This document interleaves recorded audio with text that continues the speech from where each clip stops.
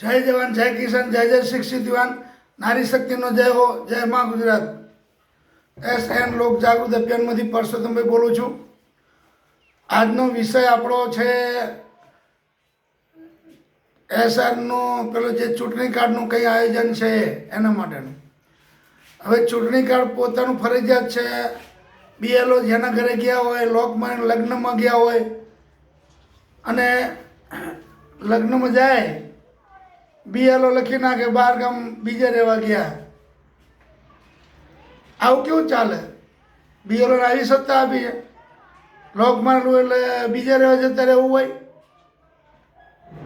પછી એમાં પાછું મામલતદારની નોટિસ હોય કે નોટિસ લઈ જાઓ, એટલે પણ એ ક્યાંય ગયા જ નથી, ઘરમાં છે તો ક્યાં નોટિસ લેવાની આવે?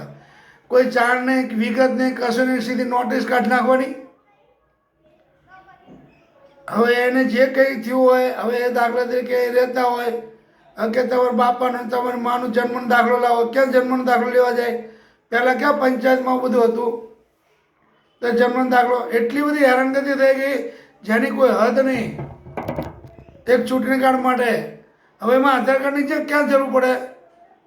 તો આધાર કાર્ડ મગાવે, તમારું આધાર કાર્ડ લેતા, તમારા પિતાનું આધાર કાર્ડ લેતા હોય, પિતાના મરણનો જન્મનો દાખલો લેતા હોય, લિવિંગ સર્ટિફિકેટ લેતા હોય। આવા કેવા કાયદા છે? હવે પાકિસ્તાનથી આવે છે અહીંયા તો બધા આવા કાયદાઓ કાઢો છો ખોટે ખોટા પબ્લિકને હેરાન કરવા માટે। થોડો તો વિચાર કરો। હેરાનગતિ ઊભી કરી દીધી આખા દેશમાં। ભાઈ અમે અહીંના છીએ, અમદાવાદમાં જન્મ લીધો છે, અમદાવાદ જિલ્લામાં। આમાં કંઈ આ બધું ના હોય। અમે કોઈ પાકિસ્તાનથી રહેવા નથી આવ્યા। તમે પાકિસ્તાનથી રહેવા આવ્યા હોય એનું બરાબર, અમે કોઈ પાકિસ્તાનથી રહેવા આવ્યા ત્યાં બધા કાયદા કાઢો। જેના માટે કાયદા કાઢવાના હોય એના કાઢવાના હોય।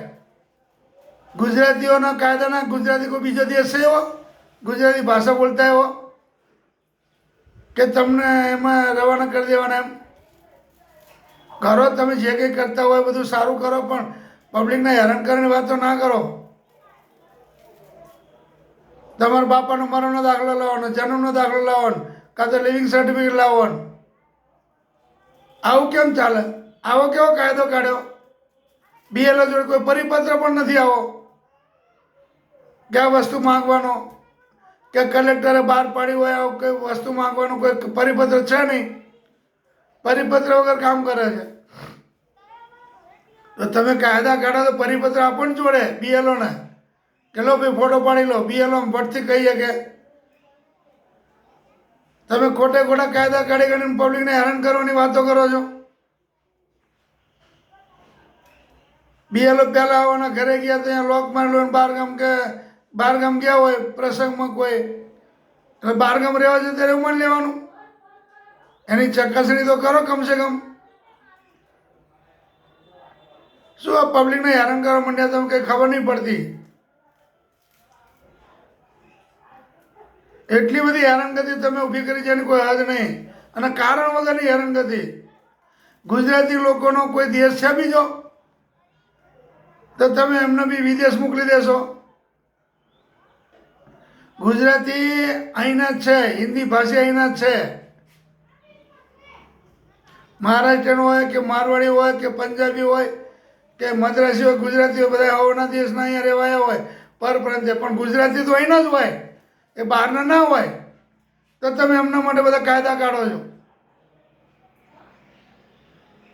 તમે કદાચ બીજા રાજ્યનું ગણીને કાયદા કાઢો, બીજાનું માંગો બરાબર, પણ ગુજરાતી તો અહીંનો જ છે, ગુજરાતનો જ, એના માટે શાના કાયદા હોય? થોડી તો શરમ રાખો, થોડી તો શરમ રાખો। ખાલી પબ્લિકને હેરાન કરવા માટે ઊભું કરો બધું। કેટલું પબ્લિક હેરાન થાય ખબર તમને? આ વસ્તુ નહીં લાવો તમે મામલાથી નોટરી લઈ જાઓ તો નોટરીનો થપ્પો જોડે લઈને આવવાનું, જાણે જોયા વગર નોટરી લઈ લેવાની એ લોકોએ। ગુજરાતીને શાની નોટરી એ તો બતાવો। ચલો હિન્દી ભાષી મદ્રાસથી રહેવાયા હોય કે બંગાળથી રહેવાયા હોય કે કોઈ પણ રહેવાય એમના માટે બરાબર। ચાલો કદાચ તમે ગુજરાતમાં રહેતા ગુજરાતી માટે ના હોય બધું કાયદો, પછી રાજસ્થાન જતા રાજસ્થાન માટે કાયદો ના હોય, ભાઈ મદ્રાસમાં મદ્રાસ માટે કાયદો ના હોય, મદ્રાસી બોલતા મદ્રાસી નથી હોય. બીજો કોઈ દેશ છે એવો મદ્રાસી બોલતા એવો? હિન્દી ભાષાના કદાચ દેશ હશે, પણ ગુજરાતી બોલતા મદ્રાસી બોલતા કોઈ દેશ છે? શું હાલી નીકળ્યા છો? પબ્લિકને હેરાન કરવા માટેની વાતો બંધ કરો.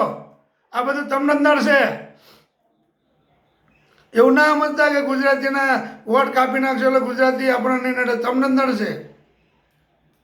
આવું શા માટે કરો તમે? થોડો તો વિચાર કરો. થોડો પબ્લિકની અમે જુઓ જરા. ધંધા પાણી બગાડીને આ કાગળ લાવો પેલું લાવો, ધંધા પાણી બગાડીને જાય એ લોકો, રોજગાર પાડીને જાય. આજ તમે વિચારો છો ગરીબ થતો જાય ને પૈસાવાળો પૈસો થતો જાય, પૈસાવાળો થતો જાય ને ગરીબ થતો જાય. આવું તમે મગજની અંદર ફરે છે. તમે કોને હેરાન કરવા માટે કરો એ જ ખબર નહીં પડતી. આમાં બધી પબ્લિક હેરાન થાય. બધા તમાશા જોવાના તમારે બધાને બેઠા ગાદી ઉપર. મુખ્યમંત્રી ગુજરાતી, એમને ખબર ના પડે કે આ ગુજરાતી માટે કાયદો ખોટો કાઢ્યો. એમનો બાપાનો સર, એમનો બાપો કઈ મરાઠી હતો તો એનું સર્ટી લેતા હોય, અથવા જન્મનો દાખલો લેતા હોય તો વિદેશ જન્મ્યો હતો.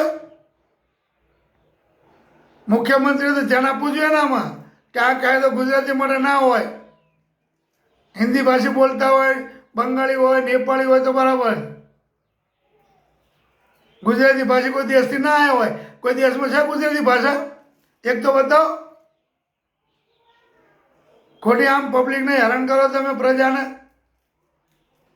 લોકોને હેરાન કરો બેઠા છો તમે. જે કામ કરતા નથી, બેરોજગારીને તમે જુઓ, મોંઘવારી જુઓ. 92 પહોંચ્યો ડોલર, રૂપિયા આપણો 92 પહોંચ્યો. 100 રૂપિયા પકડો 2 લાખ રૂપિયા સોનાના થશે. એટલે ગરીબે પાછું કોનું નહીં પહેરવાનું. ગરીબને જ બધી રીતે મારવા બેઠા છો તમે. આ તમને જ નડશે, સાંભળી લેજો. હદ થઈ ગઈ. હવે માથા ઉપર પાણી ચડવા માંડ્યું. થોડી તો શરમ રાખો. શરમ વગરના થઈ ગયા છો બધા. ગુજરાતીઓના શાના કાયદા એમ કહું છું. ગુજરાતમાં રહેતા હોય ગુજરાતીનો કોઈ કાયદા બને? કોઈ આતંકવાદી છે? કોઈ ભારતના દેશથી આવે છે? ગુજરાતીનો કોઈ બીજો દેશ છે? તો તમે ગુજરાતી માટે એવા કાયદા કાઢો. લાવો તમારા પપ્પાનું મરણનું સર્ટિફિકેટ લાવો, જન્મનો દાખલો લાવો, તમારા શું કહેવાય એનું લિવિંગ સર્ટિફિકેટ લાવો. શું યાર, શરમ આવી જોઈએ. શરમ તમને. કાયદા કાઢતા પહેલા એસઆર આવો કે એસઆર જોઈએ તો ગુજરાતમાં રહેતા ગુજરાતીઓ માટે શાનો એસઆર? ગુજરાતી બીજા દેશ સુધી આવ્યા હશે? કયા દેશ સુધી આવ્યા બતાવો. ચાલો કોઈ ગુજરાતીનું કાંઈ નહીં થયું તો એને કયા દેશ મોકલશો તમે? કયા દેશમાં મોકલશો તો બતાવો. થોડી શરમ રાખો, થોડી. અને શાસન પ્રશાસન મળી આનો કાયદો કાઢો અને વ્યવસ્થિત માણસોને હેરાનગતિ ના થાય એવું કરો. આ તો ગરીબના આમ પ્રજા મરી જાય. સહેજે દયાથી તમને બસ કાપી જ નાખવાની વાત છે. હેરાન કરવાની વાતો. દાડા પડીને કાગળો ભેગા કરીને તમને આપવા આવે. તમે પાછા વારંવાર મગાવો. પહેલી વાર મગાવ્યું તો કે નહીં મળતા, બીજી વાર લઈને આપો. એ જ કામ કરવાનું આ લોકોએ. તમને કોઈ કહેવાળું જ નથી. બધા એક જ છો. એક સરખા એક ધોરે જ હાલવાનું તમારે. થોડી શરમ રાખો. આ બધું તમને જ નડવાનું. અને કોઈ પણ હોય, કલેક્ટર સાહેબ હોય કે ગમે તે હોય, કાલે ભાજપ જીતી છે, બીજી પાર્ટી આવશે. તમારે તો બધાનું જોવું પડે. ગરીબ માણસ, મધ્યમ વર્ગનું. આવી રીતે ના હોય બિલકુલ. પથ્થર દિલના થઈ ગયા, પથ્થર દિલના તમે. થોડું ગરીબનું, મધ્યમ વર્ગનું વિચારતા નથી. પણ શાળાનો જન્મનો દાખલો તો બતાવો. કોઈ પરિપત્ર બહાર આપ્યો તમે? કોઈ બીએલઓ જોડે પરિપત્ર નથી. ઘરના કાયદા કાઢી નાખવાના બધા. શરમ વગરના હો.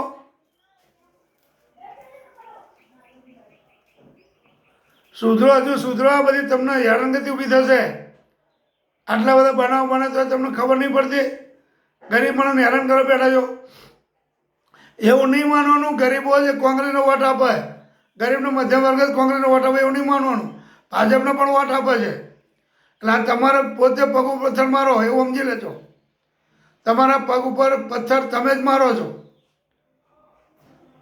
એવું નથી હોતું ગરીબો અને મધ્યમ વર્ગ હોય એ કોંગ્રેસ આમ આદમી વાળી વોટ આપે, તમને આપે છે. આ તમને પગ ઉપર પથ્થર પડશે. થોડી શરમ રાખો, થોડી શરમ રાખો. જય જવાન, જય કિસાન, જય જય શિક્ષિત, નારી શક્તિનો જય હો. જય મા ગુજરાત.